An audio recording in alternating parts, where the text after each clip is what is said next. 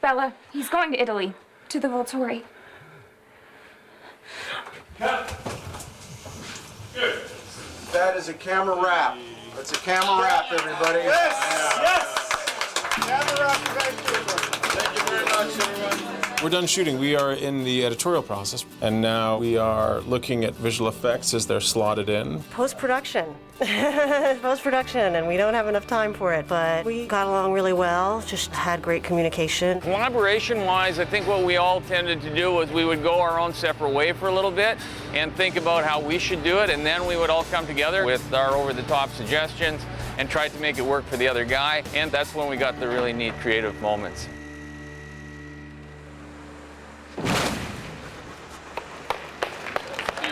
Helped out a long time. We are shooting the green screen element of Victoria diving, escaping the wolves into the water. We're doing what they call Russian swing. We've got the stunt woman up there swinging, diving into an airbag. Look, my stunt double Atlin made me a t-shirt that says Team Victoria. How awesome is that? Atlin is our stunt double for Rochelle. This is her first show. She's a Cirque du Soleil performer that wanted to become a stunt performer, and she's been just phenomenal.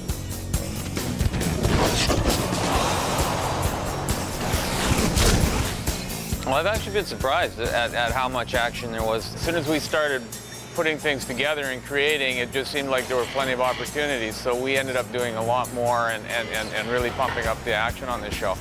Today we're at Vancouver Film Studios, shooting an element for the cliff diving sequence. This was always going to be the most logistically complicated thing to do in terms of putting together the final shots. It involves CG water, no easy task. We have the actual cliff called Parthenon, which second unit shot with doubles. You have the edge of the cliff, which is actually Capilano Dam in North Vancouver. We have a stunt woman who jumps into an inflatable green bag from a great height. My name is Laura Lee Connery. I'm a stunt woman. I'm here today to do a 70-foot high fall. And 70 feet is pretty high. When we shoot a stunt like this, we always want to look out for safety first. 3, 2, 1, go.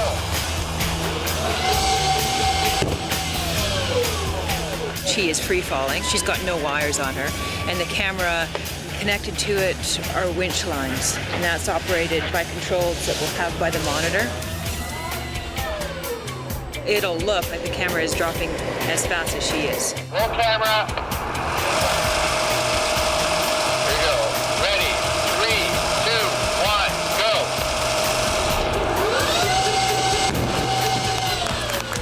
So you're talking about 6 or 7 different elements that are combined to make one seamless shot. I like it. We check it.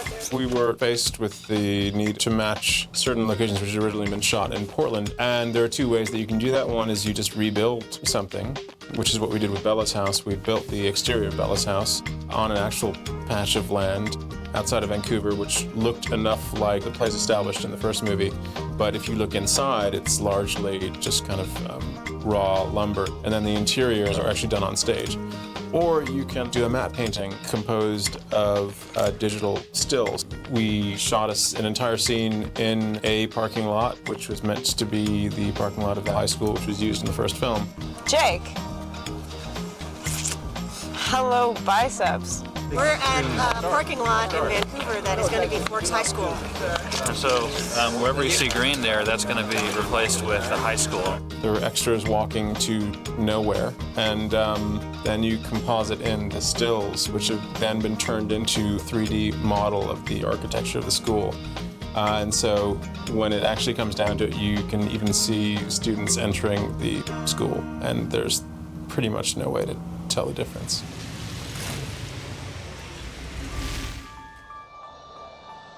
The vampire skin effect, that's the big one for us.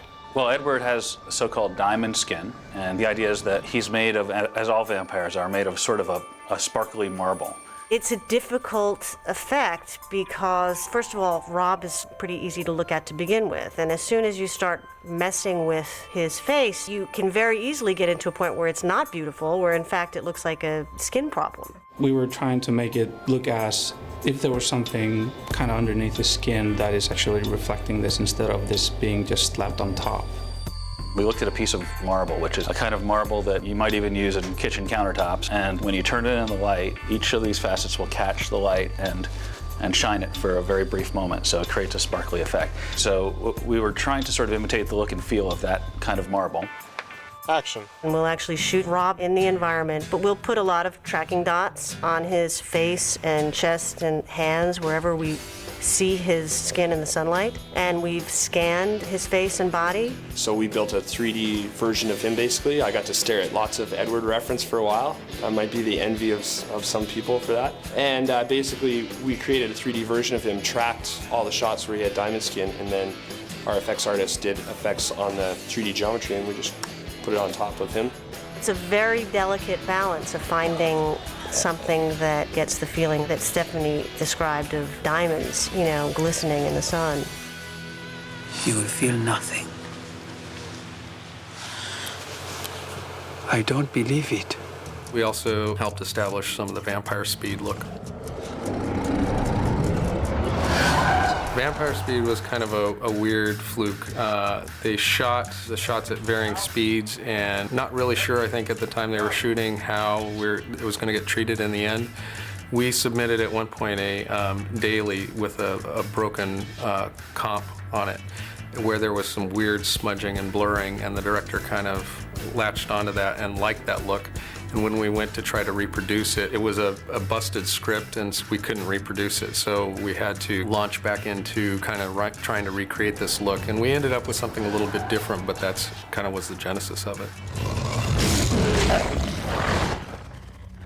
For the wolves, you try to deliver a character who can express emotions without it being sort of cartoony. And that's what Tippett's people are great at. The material calls for these things not to be like histrionic or hyperactive classical monster movie werewolves. They have to behave, you know, like real wolves in the field, except they're 3 or 4 times the size of normal wolves. Our job is to basically climb inside the skin and find out what it is to be a wolf. The pre-work started with actually going out and trying to find some real wolves that we could get some good, solid reference off of. These are the timber wolves that we basically got to hang out with, and you don't quite get their scale until you're standing next to them, and they are really foreboding characters. You could really see the dynamic, and you had the alpha that was very personable and kind of the ambassador, and then you had the beta that was like a little more mischievous. You couldn't turn your back on that one and take your hat or your cell phone or whatever. And then the third one was always a little bit skittish. That was really interesting, that just purely animal dynamic. As they are personifying the minds of the human characters, these things actually have to impart what the actors were bringing to the roles as well. They're built from the inside out, so basically a skeletal system, you know, is created that has, you know, moving joints that can be animated. And on top of that, there's muscles that can flex, and skin, layer of skin, and then fur.